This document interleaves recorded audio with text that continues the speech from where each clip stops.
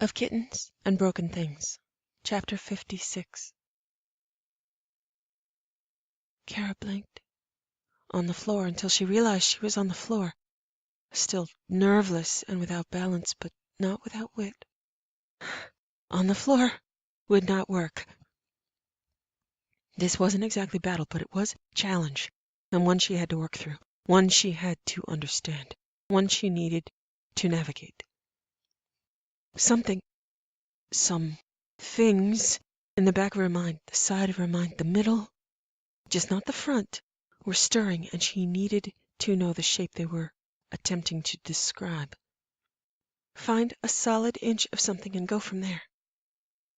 She stood and began to pace, which merely looked like walking. The hospital was a perfect place to wander hallways without being interrupted. She had business here. She had a right to be here. She would not be stopped as long as Shepard's face resembled Shepard's face. She needed to know how to talk to herself about this. She needed to know how to talk to Garrus about this. She needed to know how to talk to Yesed about this. None of those would be the same thing. Probably. They'd all still have to be true as what Senar had said were the choices of his truths or lies, that he wished for Yesed to be safe, that he wished to be worthy of Irika's regard, that she was his Manipa. Closely examined, they could all be true. They were true in their progression in time, they were true in isolation. They could not share the same space in some ways, but they could all be true. Did she believe that he wished Yesed to be safe? Without doubt.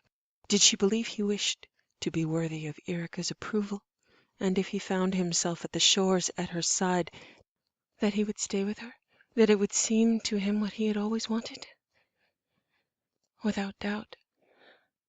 Did she believe that if he found himself stumbling through sands, no memory, no remembrance of Kara or Senar, that he'd embody Senar and be attracted to someone who embodied Kara?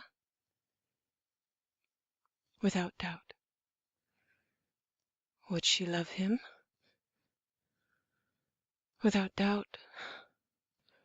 All his lies or truths or wishes were situationally true and dependent on developing circumstances over which he had no control. She needed to know why. She knew not to talk to Senar about this. He'd given her all he was going to give her on the subject, and the encounter had a sense of beginning, middle, and end. Enough. It had been painful for him, and it was enough. He'd had to keep it brief out of necessity, not for her sake, but for his. The first intuitional shape loomed large, something she could touch, feel, potentially extend in imagination until her intellect grasped what her intuition implied and reached for as explanation. It wasn't as it seemed. He'd appeared a certain way because Senar was not a conventional man. Senar knew she was not a conventional woman. Had things been conventional, and there it was, the continuing solid shape leading to something that could be extrapolated. Had things been conventional, they would have been a lie. She would have seen an attempt at manipulation of his chaos into intended control as an obvious lie, her suspicion assured. He'd informed her he could lie, had lied, might lie. But she would bet quite a bit that he hadn't lied just then. He had asked her directly for something, no trap, no bribe. He hadn't lied to her. That was an extraordinarily risky thing for him to do, for her to be thinking about trust and lack of lies, because trusting Senar Tualan. But that's what he wanted. To be trusted, even though they both knew better? To be trusted when he appeared his most untrustworthy? Because his honesty wasn't as smooth as his lies, and he was vulnerable when he was honest. He still didn't know he glowed. She had the home court, or the home delusion, advantage. What had she said to Russ? That she needed Sonar's insubordination as much as she needed Garrus's loyalty? Was that true enough to put weight on it knowingly instead of out of desperation? To value his judgment as valid and necessary? To make that her solid inch of truth that she would extrapolate from? Trust Sonar to Alon. That's what he wanted her to do. Trust him, possibly inspire others to trust him despite all evidence to the contrary, not because she had to or he had leverage, but because she wanted to. Trust him not about his process, but about his results. But the result he wanted. Trust that regardless of what he wanted, his process would provide value that could not be provided from another source. It was about trust, either trust being irrelevant in the math so far, or the idea of debts and owing was the feint. It was about doing the right thing. She remembered saying, I do not want to be at war with Sonar Tualan. Ever. She never did. She could not afford it. He did not want to be at war with Cara Fanning. Was this truce? Trading prisoners? She'd demanded he do something he did not want to do. Something she considered greater good. He demanded the same of her in mirror, shine, drell precision. To show that he could? To test her sense of fairness and strategic necessity? If he'd been charming, she would not have believed the charm was real, so he did not attempt to charm. If he'd been threatening, he had been, but not in the way he had been previously, where he offered an unsavory solution to an unsolvable problem. He had phrased it, and it had been convincing. And what he'd asked, Garrus had told her she wouldn't tell him no to anything reasonable he asked, which she liked to think she wouldn't tell anybody no to anything reasonable they asked, but Garrus definitely had a skewed experience of her being unreasonable in his opinion. She scanned back and saw no threat, no real threat. He'd known she'd say yes. He'd told her so. That hadn't been taunting, it had been permission. Reassuring knowledge of her reasonable and fair nature. And permission. And if she had said, do not come with me and do not follow, had she just missed her chance to say that? Did she want to say that? The answer came immediately. Kara wanted him safe and far away. Shepard needed him enough to extend his life. Yeah, there was a lot of Kara in there, but he'd told her he would convince her, made clear he could take any number of paths to that convincing. But he let the shape of her mind assess and choose. He'd emphasized fair, that he'd earned the right, that her wanting to protect him was not a factor he valued. He had earned the right to choose his own path, give his own arm, devote his own spirit.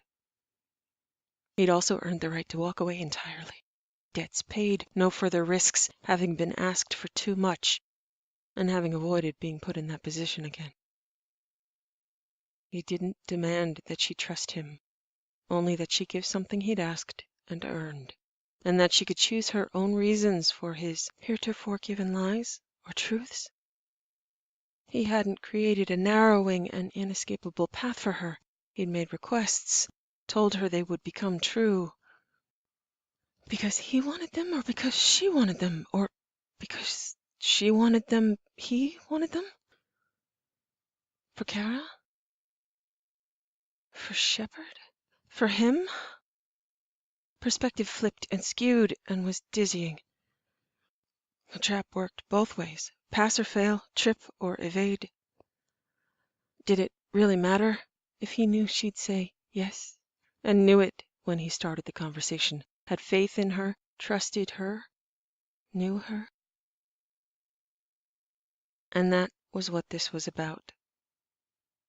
It was up to her to know the shape of the truth. A moment in time where he presented himself as he was, relied upon her to see him, and he would accept her judgment. A moment of vulnerability, asking for what she wanted, what she needed, presenting himself as a burden, relying upon her to define him. She took a moment and breathed, gave her racing thoughts a pausing moment before she tore down this side alley of thought. She paced her breathing to her steps, ordered, and creating a template. Take care to avoid the path of chaos. Double-check intentions and observations and how they align with motivations. She was entirely capable of justifying his behavior. He knew that too. So did Garrus. So did Kolyat. The boy might not be the height of strategic thought, but he knew his father. He knew what his father looked like, felt like, in love. He'd seen it before. The man who had lost himself to battle sleep for 10 years after Erika's death, now willingly her arm, under her battle sleep sway, bodyguard to Manipar, fulfilling any role she chose, reaffirming his service. So many of Senar's threats, traps, and trajectories had been successfully maneuvered by her, by Garrus, because he set them up for certain conditions to have the opportunity to assert themselves. They were always disarmed by honesty. In order to trip a trap Senar set, she'd have to lie, hide, conceal. If she were honest on the subject of her command, he need only consult her. On the subject of her inability to be with him, which he hadn't even addressed as valid, addressed only that he go with her on her missions and keep Yased safely away from conflict, that she be responsible for those two things fully.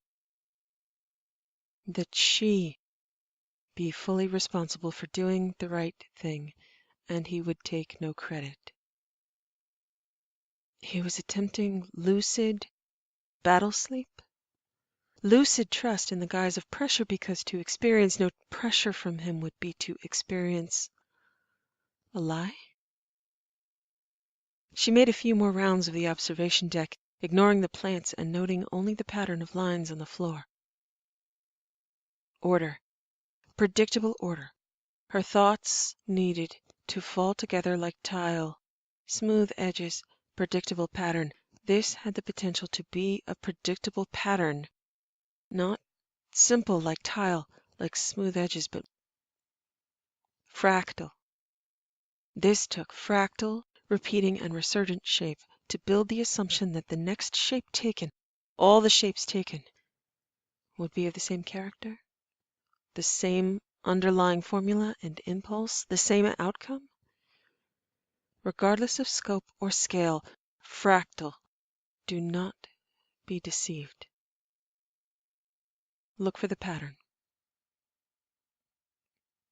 After considering, she contacted Garrus, who was thankfully at home still, not in a meeting. She smiled, and he asked, "How'd it go?" "It went well. Senar's being Senar. Roundabout and loop-de-loop, trying not to get dizzy. I'll tell you more about it later. Everything's fine. He's going with us, and Yased will be staying here." "Told you." "Yes, you did. And despite what I might have wanted, which I also need to figure out because I'm trying not to get dizzy, I want to ask, when you spoke to Senar when I wasn't there, I didn't ask, but now I think I need to know. I think he assumed you told me everything you said to him, but I'm missing a piece, a few pieces. I don't really know what I'm looking for. Could you tell me again what you both said? The high points? I know you told him that he should walk away. Anything else? Yeah, and I still think it'd be the best thing for the guy. Best thing for my peace of mind. Best thing for you said. I think having him around causes you and me a lot of unnecessary stress. She wanted him to answer so she wasn't going to argue or contradict, but she felt like saying that the stress was and had been absolutely required several times. Maybe Garrus thought he could take over on all protection fronts. Maybe he was right. Garrus did not want Sennar to consider himself a redundant protection system, a backup. It was implied that meant Garrus eliminated, Sennar would be primary.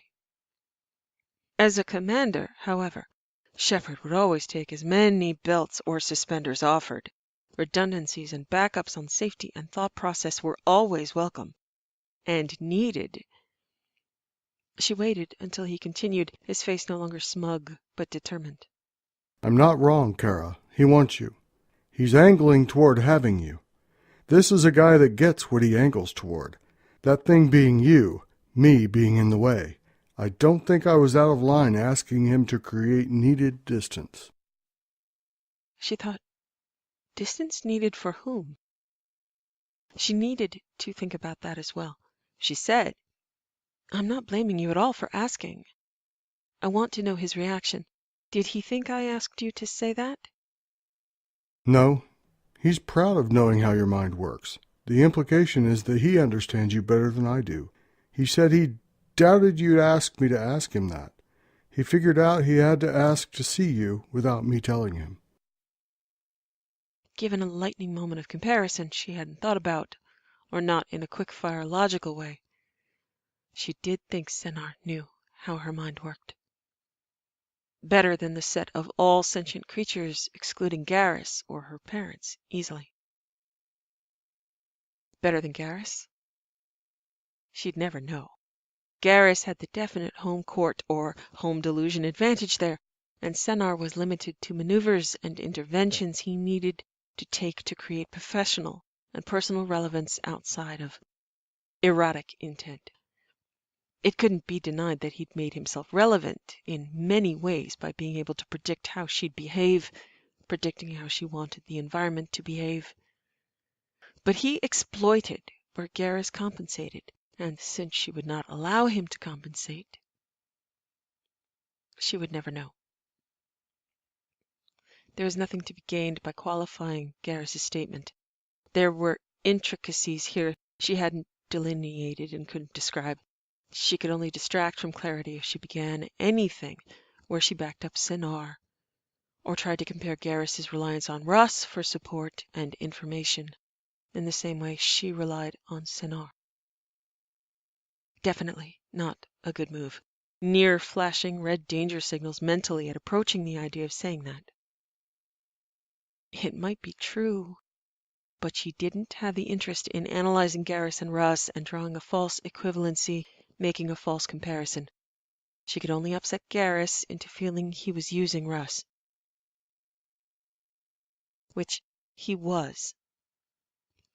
And Russ knew it and did it voluntarily and fought for the right, same as Sennar was doing. Russ was the secondary hoping to be primary. Perhaps not active hope, but potential hope. And she didn't feel threatened, even if Russ had actively been hostile in the past, where Sennar had been protective. She did not want to go there. She had to figure it out, to get the working schematic of moving parts, but not right now. Her mind spun into wider circles, tighter patterns, more like spirals. She was getting distracted by that, but said, "Anything else of note? I understand it was a pretty short conversation. I just want the full picture." The whole thing about seducing me was criticism of how I bonded to you without consent. He said that the rules I lived by were more ethically negotiable than the rules you lived by, that the rules of my life would mean he could take me without consent. It's what he wants. He wants you out of the way, but he won't do it himself. That would be cheating. He said you'd have to beg him to earn the right to be with him. He said you'd never take. He wouldn't take you, not like I took you. He was a man in pain and still drugged. It was honest. It was about what and how he'd do things if he could, what he wanted, what he didn't have. But he also told you why he didn't. Honestly, told you what you have and what he feels you don't deserve, that he would be more deserving. Distinct, better. But to see himself that way, he has to actually be better.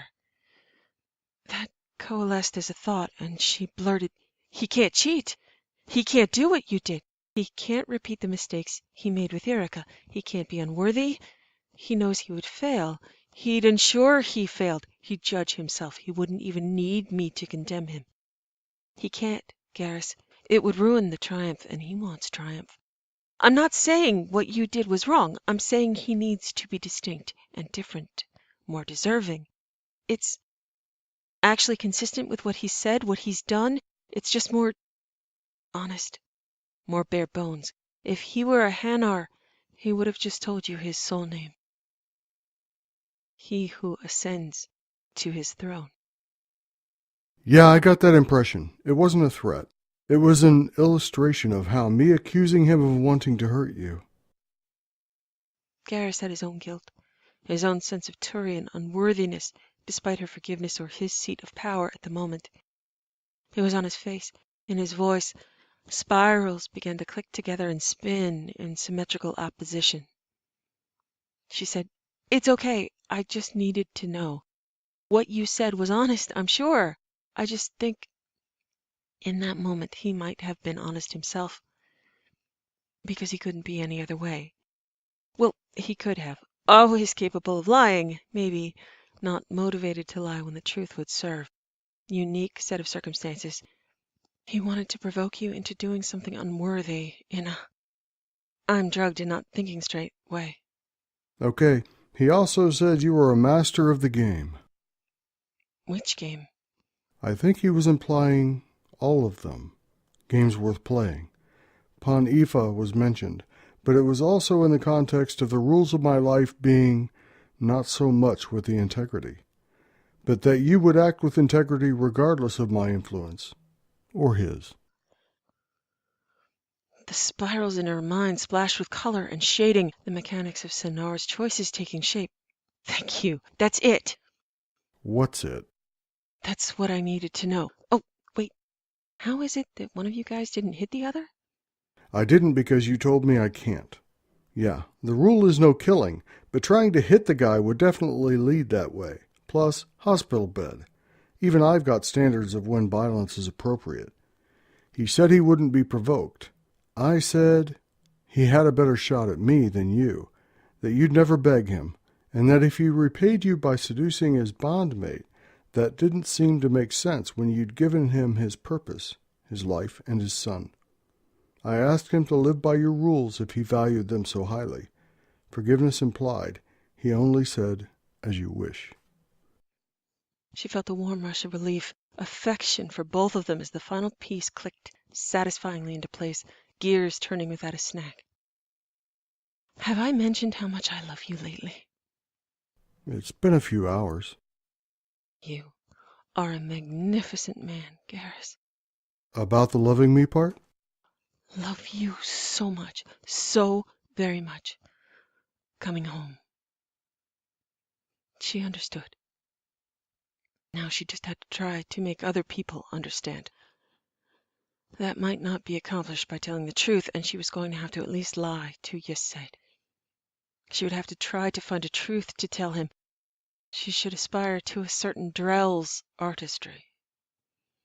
She closed her eyes again and paced a few more rounds before heading back. She understood.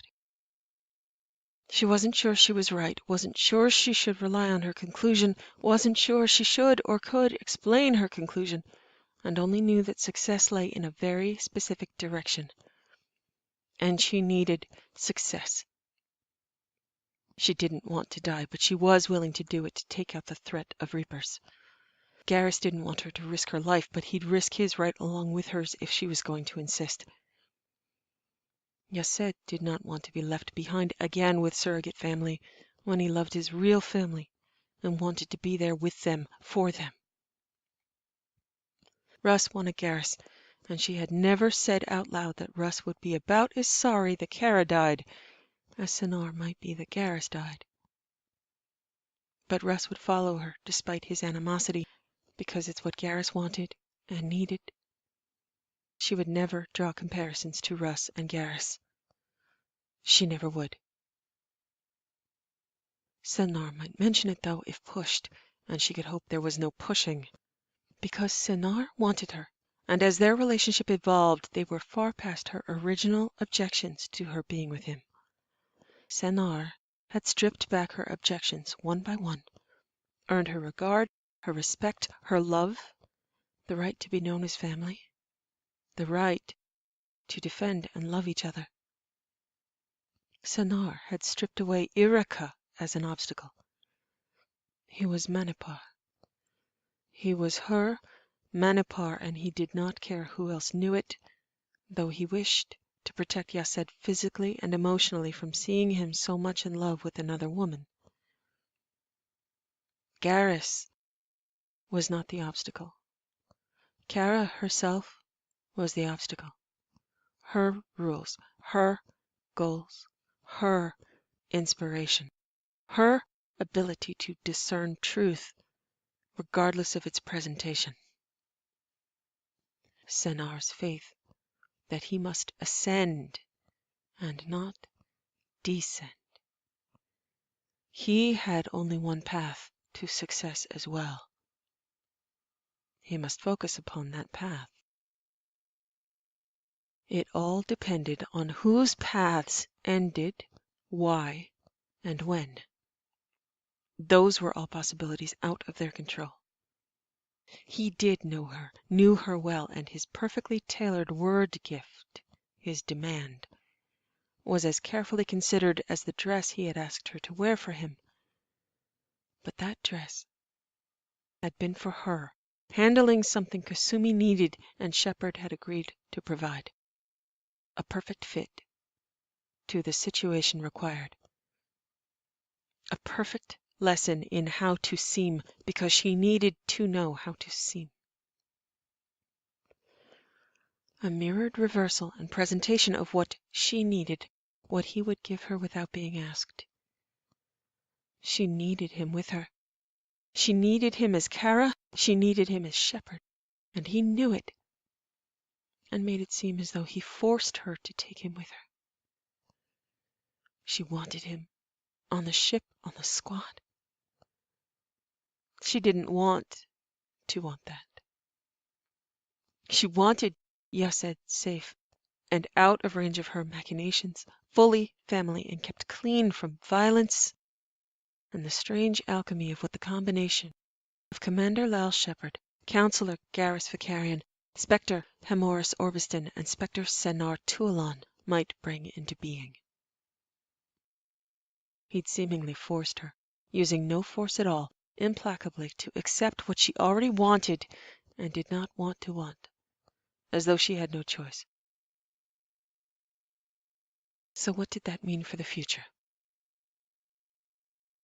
What were the fractal implications of this being exactly what he'd always done once he'd discovered her name was Kara Fanning? How would she tell herself this story? How would she tell Garrus this story?